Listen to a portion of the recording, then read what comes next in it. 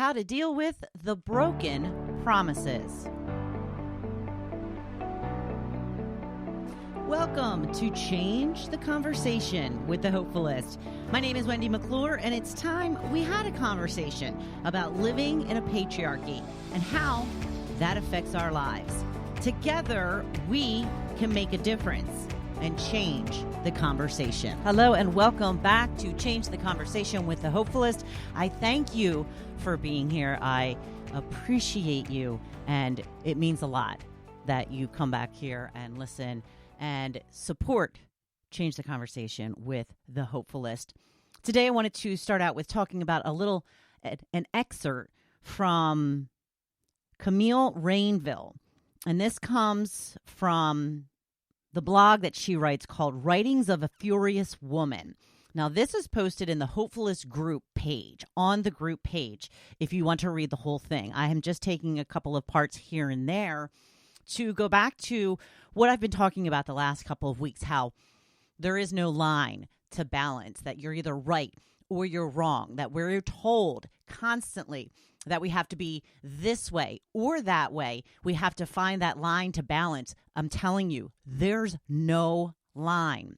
We are either right or we are wrong. And there's no way to tell the difference between the two. And this is a little bit of what I'm talking about. So men have needs. You look frumpy. Loosen up. Show some skin. Look sexy. Look hot. But don't be so provocative. You're asking for it. Wear black. Wear heels. You're too dressed up. You're too dressed down. Don't wear those sweatpants. You look like you've let yourself go. Be a lady, they said. Don't be too fat. Don't be too thin. Don't be too large. Eat up. Slim down. Stop eating so much. Don't eat too fast. Order a salad. Don't eat carbs. Skip dessert. You need to lose weight. Fit into that dress. Go on a diet. Watch what you eat. Eat celery. Chew gum. Drink lots of water. You have to fit into those jeans. God, you look like a skeleton. Why don't you just eat? You look emaciated.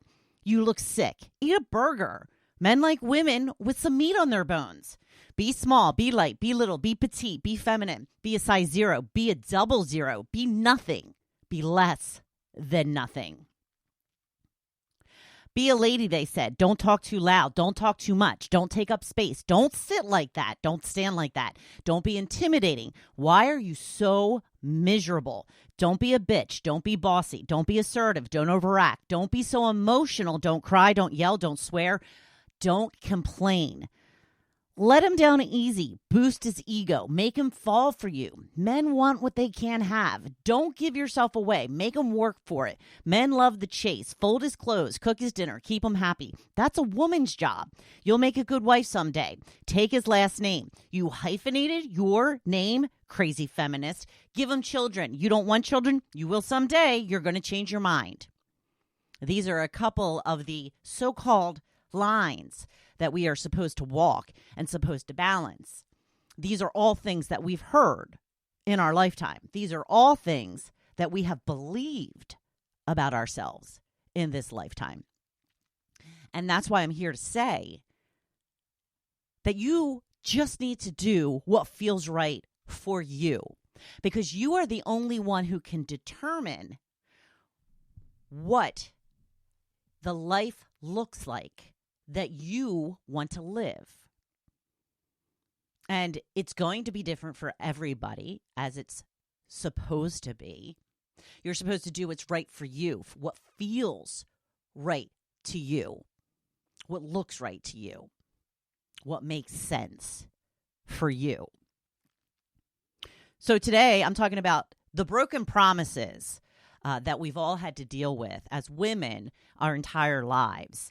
How do you think that your life would look if you weren't convinced from the time you were a child that you needed to get married and have children to be whole? That was the end all, be all, end goal. That you were going to be married someday and become a mother. Do you think that you would have wanted that anyway? Now, this is a very hard question to answer because we did grow up being conditioned into the belief that we needed a man to be whole, that if we didn't have a man, that meant there was something wrong with us. And so we would go to any lengths to make sure that we were with a man. And I have to laugh because there is a video that's going viral right now on social media with a guy saying, you know what, ladies, you're going to have to just settle. You're going to have to just, come down a notch, loosen your standards a little bit, and settle. And the women responding are just like, what do you think we've been doing? We've been settling for years. And we're still not happy. We're still not getting our needs met. We're still being called selfish and all of the things just for wanting to live life in the way that we want to live it. So it's just so fascinating to me to think of what would it have been like to grow up being told, like boys are told, you can be whatever you want to be. And yes, girls may have been told that, but again, running in the background of society, in the movies and in books and in TV shows and probably at the conversations at the family dinner table and the holiday dinner table is, have you met anybody? Is there anybody that you're interested in? How serious is it? You know what I'm talking about.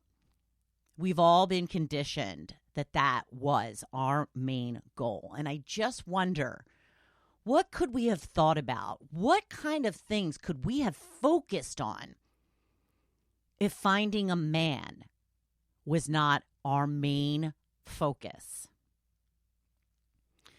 We're talking about broken promises. I was led to believe that my marriage would make me whole. This is what I've been told my entire life.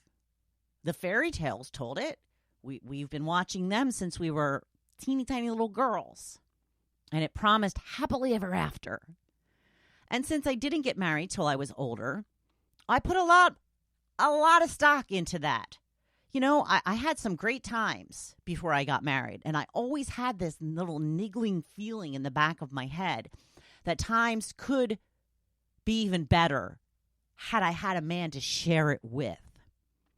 That as much fun as I was having, it would have been so much better if there was a man in my life to share it with.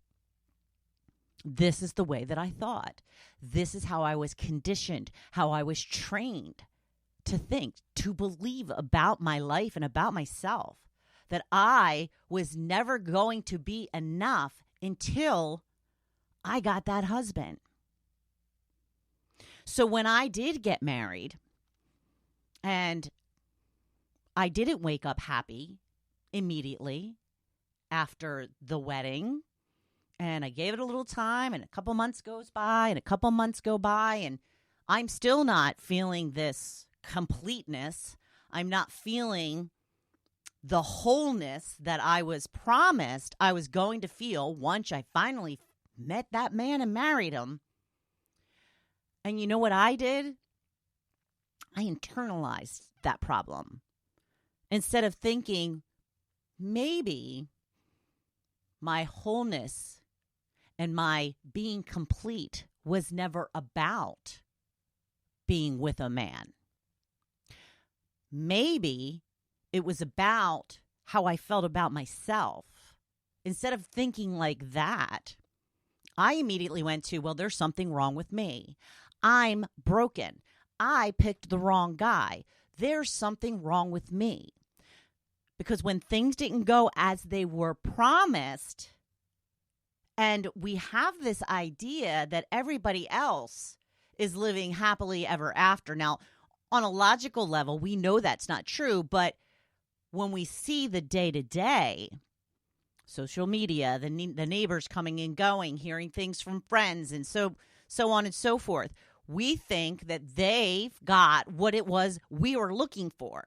They've got the happiness. They've got everything that they've ever wanted.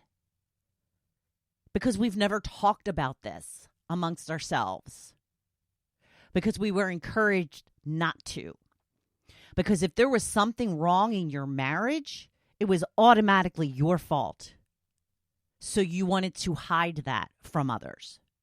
You didn't want to talk about it because you didn't want to be seen as failing.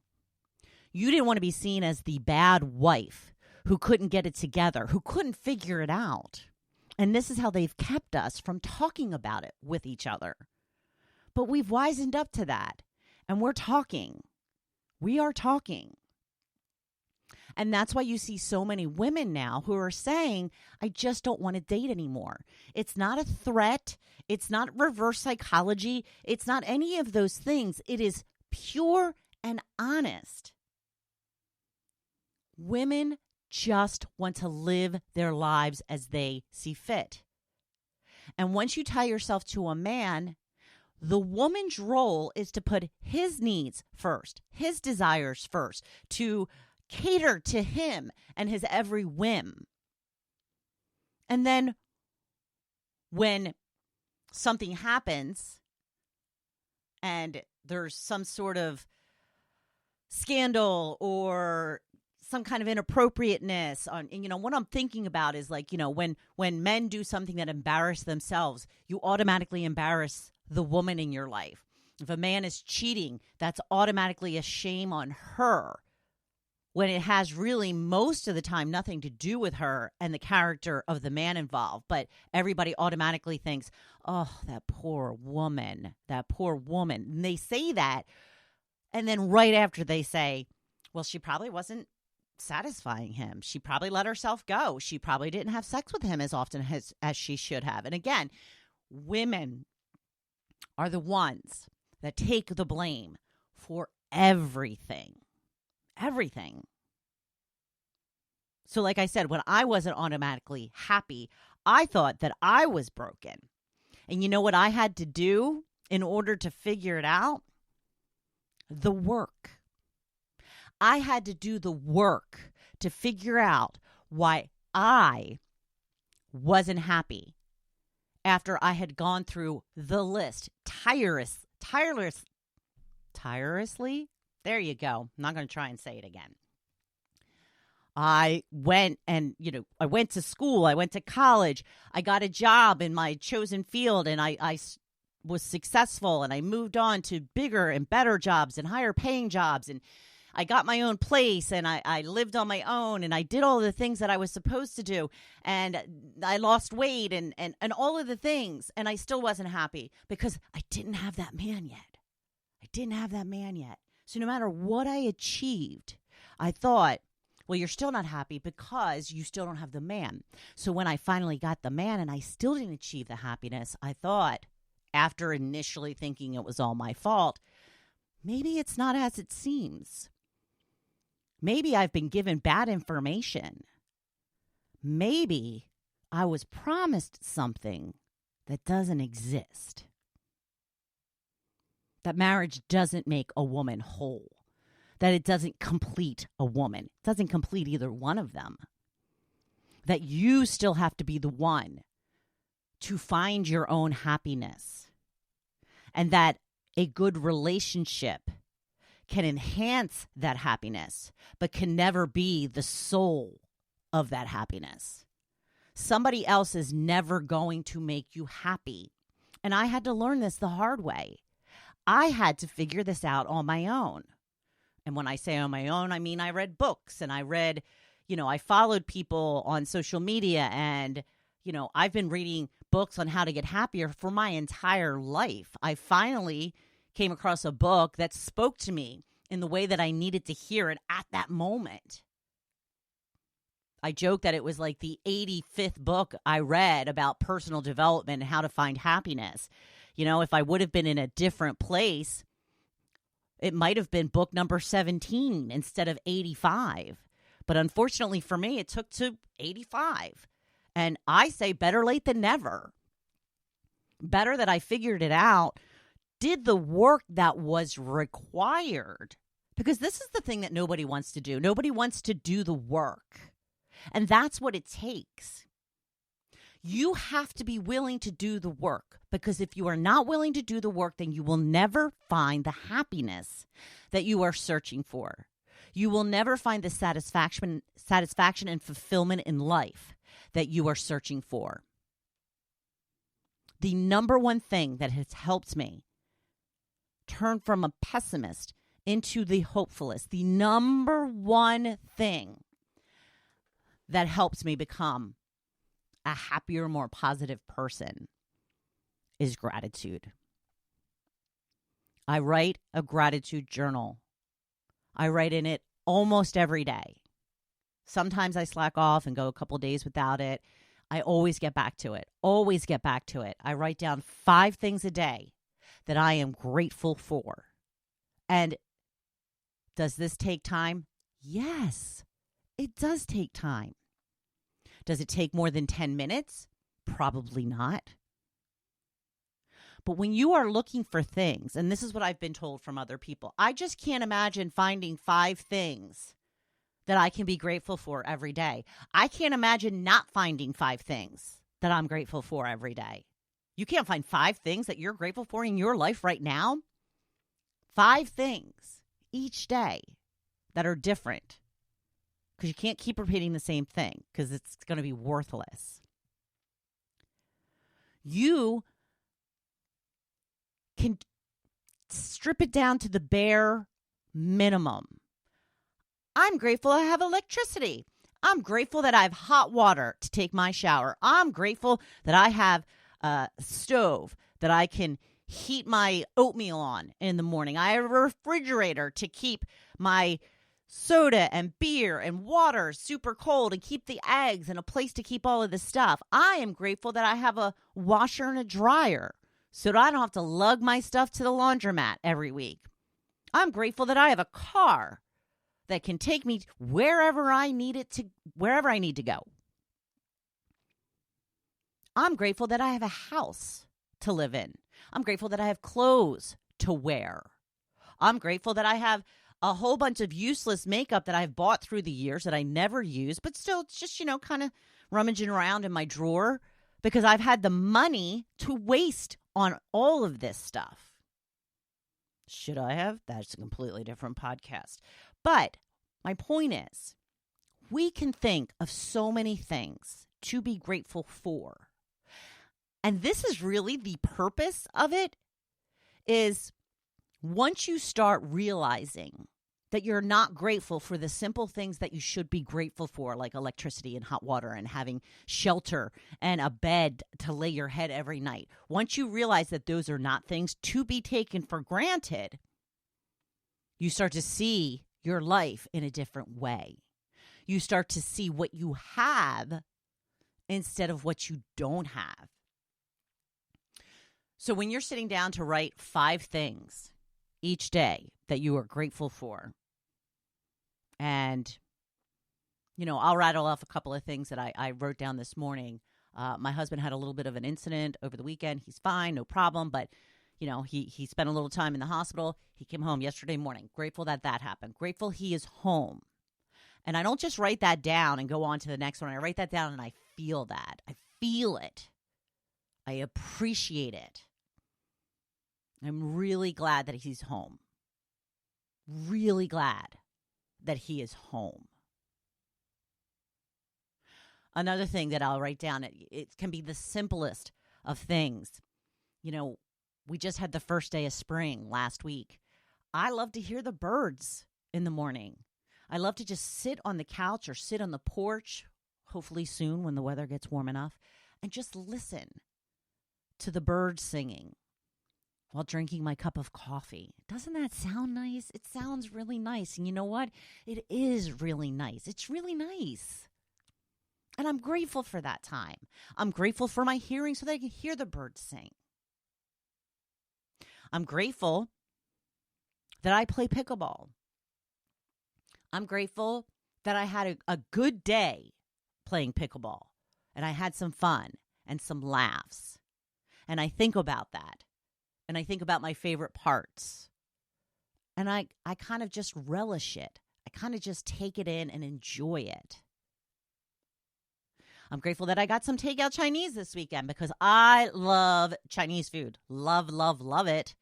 It swells me up like crazy, and then I can't wear my rings for 3 days, but I love me some Chinese food, and I got to have some over the weekend. Yum, yum, yum.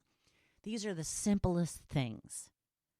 And as I mentioned, if you can't find 5 of them, you're not looking hard enough. Because we, in this country, in the United States, have won the lottery of places to be born. Do you have a smartphone? Yeah. Be grateful for that. Do you have a car? Be grateful for that. Do you have food that you can eat each and every day? Be grateful for that. Do you have a hospital that you can go to when you need medical attention right away? Be grateful for that. Because there is a lot of places in this world where any of those things I just mentioned are not available. So that was part of the work that I discovered that made a difference in my life. And that was by far the thing that made the greatest difference in my life. Again, it shifted my mindset from focusing on what I didn't have to focusing on what I do have. It's just a simple exercise, but it is life-changing. And then as time goes on, you delve a little bit deeper. You talk a little bit more about what happened in your childhood, some things that you have had issues with your entire life, and where does that come from? Get curious about why you react the way that you react in certain circumstances. What are your triggers? Why do you think that those things trigger you the way that they do? This is work. This is not fun. This is at times painful, but it is all worth it. So we women have had to do these things because the things we were promised did not come true. I was promised that I was going to feel whole, complete, fulfilled, and happy once I finally got married. Turns out that's not true. So I had to find my own way to be happy, to feel whole and complete and fulfilled. And I am certainly grateful that my husband is with me on this journey through life. But he is not the only reason that I am happy. And the only way that I figured that out was to go out and find what did make me happy. What is it that makes me feel alive? What is going to bring me joy? And that's what everybody needs to do. I've brought this up before, and because I think it's such a great example. You know, Gen X, the generation I was born into, you know, we had such a different upbringing than our kids' upbringing was. Now, when we were kids, you know, it was all about the parents. It was all about the parents. You know, sit down, shut up. You're to be seen, not heard. Blah, blah, blah, blah, blah. You know, I'll give you something to cry about. You know all of the things. Weren't allowed in the house all day. Had to drink from the hose. All of that stuff is true. All of that stuff is true for us. We were told as a generation, your time will come. When you're an adult like us, your time will come. It will be your time. That's when you can do what you want to do. But as time unfolded, what happened? Well, Gen X raised their kids differently than they were raised. And then it became all about the kids.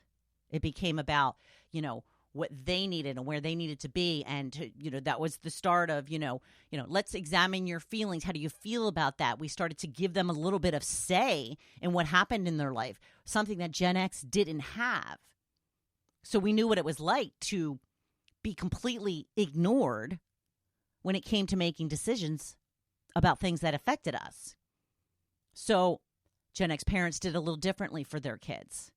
They wanted to include them more, give them more of a say. But then it kind of overshot it a little bit, and it became all about the kids. So, Gen X was promised that they were going to have their time when they were adults. Turns out that's not true. That's another promise that was broken because now it was all about the kids. So when does Gen X get their time? Now we have to wait until the kids are gone? Now we don't get our time until our 50s and 60s? Well, that sucks for Gen X. It really does. It sucks. But what are you going to do? You're going to make a new plan.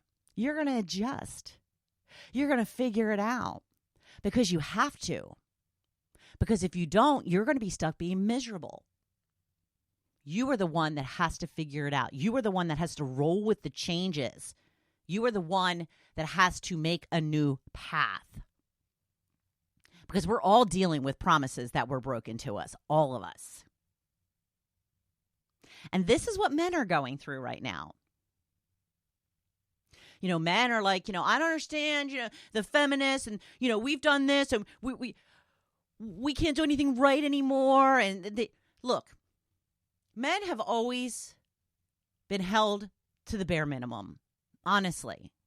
And I don't mean that in a negative, rude kind of way. Men were told that they needed to go out and provide. They need to have a job. And they can have the wife and the family and the big house and the car, and they can have it all. And they have. But now women are realizing that they're not having, not even all, they're not even close to having it all. They're not having a little bit. So they're making a new way for themselves. And men feel like they're being left behind. And that's not really true. Women had to figure it out for themselves. And now men have to figure it out for themselves. Just merely having a job is no longer the requirement of getting a woman. Because that's what it was for so long. Well, you got a good job, so you're going to be able to attract a good woman.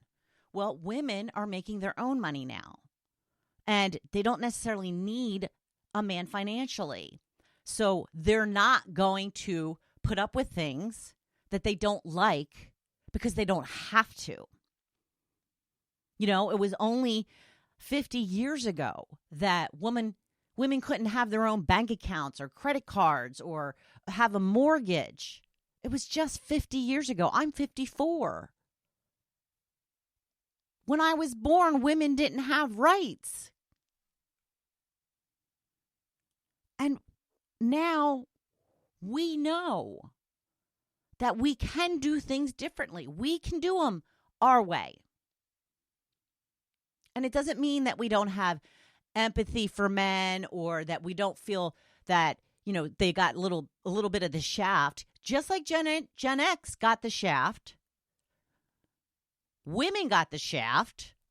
They figured out how to move past that to make things better. And that's where men are now. They have to be the ones to do it. And then women, again, it's all women's fault. Women are accused of not having enough empathy for men. Can't you just feel for them? Can't you just take their hand and show them the way? And, when men are, attempting really bad things and, we're told that, we have to help them. Men haven't really cared about the issues that have affected women. Like, for example, when men are catcalling a woman walking down the street, how many men are standing up and saying, yo, dudes, don't do that. What are you doing? Don't do that. I've never had a man step in and do that. Ever. Ever. I mean, it's been a long time since I've been catcalled, but I'd never had that. What about when you're at the bar with your friends and there's a guy who's harassing you, is giving you a hard time because he wants to talk to you and you don't want to talk? His friends aren't saying, yo, buddy, back off. Leave her alone. She's not interested. No, they don't do that. They don't want to get in trouble with their bros. So men have never been expected to care about women's issues. But we are expected to care about men and their issues. It is also one-sided and also unfair. And I'm calling BS. I'm calling BS because we can't be right no matter what we do. When women complain about the men in their lives, we're told it's our fault. Well, you don't communicate the right way. You picked the wrong guy, or You're not dressing right. You're not presenting yourself in a good way. Look at the way that you act around him. No wonder he doesn't want to be around you. No matter what we do, it is wrong. And if a man doesn't want to do anything to help around the house, to pitch in, that also is blamed on a woman, his mother. Well, his mother brought him up that way. Well, maybe it was his father that didn't do anything around the house, and his father modeled to him the fact that he didn't have to do anything around the house. Why is it all on the mother to make sure that the sons are being taught how to contribute in a household? The father doesn't have any responsibility in that, according to society. It is all on the mom. Because have you ever once heard somebody say, well, if your man's not doing anything around the house, that's probably his father's fault? When have you ever heard that? I'm sure you haven't. I know I haven't. So we need to change the conversation about how women are not responsible for men. We're not responsible for them. We have this idea that we are supposed to cater to men. We're supposed to cater to the men in our lives. And we've decided we don't want to do that anymore because it hasn't gotten us anywhere. It hasn't gotten us happiness. It hasn't gotten us fulfillment. In fact, we're dealing with a lot of stuff that we don't want to deal with when it comes to the men in our lives. I'm not speaking personally, but from what I hear from a lot of women. And that's why they are opting out. They just don't want to be bogged down anymore. So it's not our job to make sure that the men are happy. Men aren't responsible for our happiness. It's never really even been put on them. So we're not responsible for their happiness either. We have to normalize this conversation. Women had to do the work and figure it out on their own, how they wanted to move forward in their life. Men need to do the same thing. We can't do it for you. First of all, we don't want to do it for you. Second, we can't do it for you. You have to do it yourself. You have to figure it out and do it for yourself. So, going forward, remind people that you have your own needs that need to be taken care of. That women are tired of being overwhelmed and taken advantage of than to only be taken for granted. Women are supposed to be selfless and, put everybody else first. And then what do they get for that? Do they even get a thank you? Most of the time, no, because that's their job. That's just their job. So women lose themselves completely. They lose their identity. They're no longer the person that they used to be. They become a shell of a person, all in the name of being selfless, to be a good wife and a good mother. And what do they get at the end of the day? Not even a thank you. They lose everything of themselves. And we're not falling for this "it's worth it" BS anymore. We're just not going to fall for it anymore because it's silly. Doesn't make sense. And we're realizing this. So it's time to put yourself first. And you know why? Because no one else is going to do it. And yes, people will call you selfish. And yes, people will think terrible things about you at times. And you know what? It doesn't matter. They don't live your life. They don't have to put their head down on your pillow. You do. And as long as you're okay and doing what you know is right for you, that's all that matters. We have to get over this, what other people say about us and what other people think about us. I know it's a tough one to get over. I have struggled with that my entire life, but I can tell you this. I have never in my life had so many people outright browbeat me, outright tell me they think terrible things about me. And I have never been happier, more fulfilled, or satisfied in my life than I am right now. Because what happens is when you get that clarity, when you get that focus of what it is exactly that you want to do, and you don't let anybody talk you out of it, people won't like it. They won't like it. And they will pull back. And if they do, That's their choice. That's on them. You will have people that will stick by you. You will meet other people that will have the same beliefs that you do, that want to do the things that you are looking to do. So don't let any of this dissuade you or make you throw in the towel or think that you're going down the wrong path. You aren't. Listen to me. You aren't. You continue to do what you feel is best for you, and it will all come full circle. I guarantee it. I guarantee it.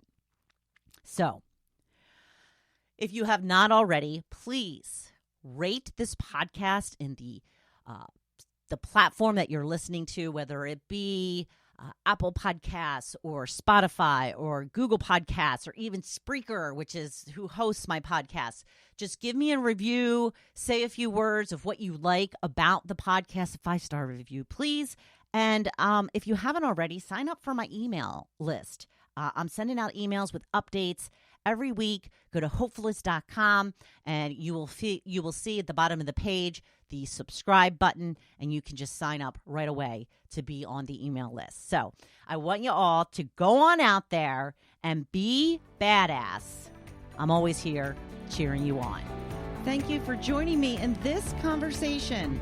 Together, we are better. Please visit my website at hopefulist.com and remember to hit that subscribe or follow button.